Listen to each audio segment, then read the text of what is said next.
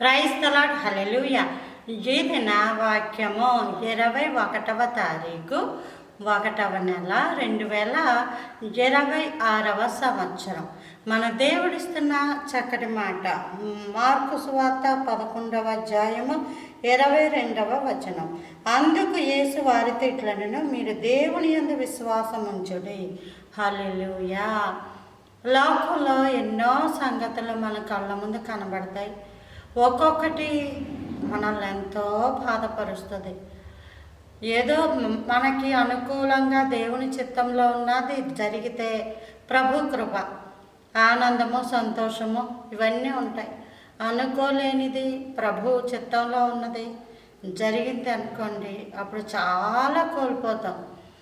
Bible చదవడానికి మనసు రాదు, ప్రార్థన చేసుకోవడానికి మనసు రాదు, మనసు వికలం అయిపోతుంటుంది.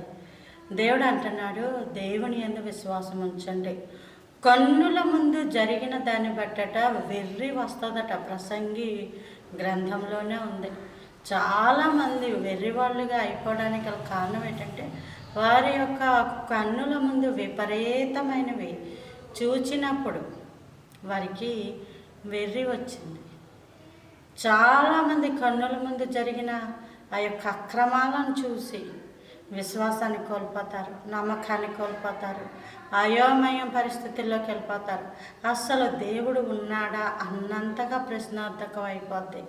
చూడండి, మోషే కాలంలో దేవుడే మోషేను పిలిచి ఆయన 2 ఆశ్చర్యమైన సంగతులు ఇచ్చి ఫరో యుద్ధకు పంపించినప్పుడు మోషే చేతికర్రను పడేస్తే ఆ ఫరో వాళ్ళ చేతికర్ర కూడా పడేస్తాయి. అది పామైంది, ఇది కూడా పామైంది. ఆ కళ్ళ ముందు ఆ ఆశ్చర్య కార్యాన్ని చూసినప్పుడు మోషే చాలా భయభ్రాంతికి గురైపోతాడు. నైలు నదిలో నీళ్లు వీళ్ళు ఎర్రగా చేశారు, మోషే కూడా ఎర్రగా చేశాడు. చాలా భయభ్రాంతం. ఇంకా దేవుడిచ్చిన దానికి దయ్యం ఇచ్చిన దానికి ఎక్కడ తేడా ఉంది అంటే దేవుడిచ్చినవి దయ్యాన్ని మింగేస్తూ ఉన్నాయి. హల్లెలూయా, హల్లెలూయా. కొన్ని అద్భుతాలు అర్థం కావు, కానీ కాలక్రమేణా మెల్లగా అర్థమవుతాయి.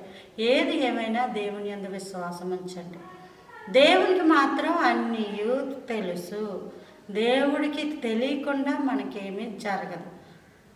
దేవుడి యొక్క కృపకి అప్పగించుకుంటూ దేవుడు ఉన్నాడని విశ్వాసం ఉంచుతూ దేవుని వైపే చూడండి, విశ్వాసం ఉంచండి. దేవుడు గొప్ప కార్యాలు మీ జీవితంలో జరిగించును గాక. ఆమేన్.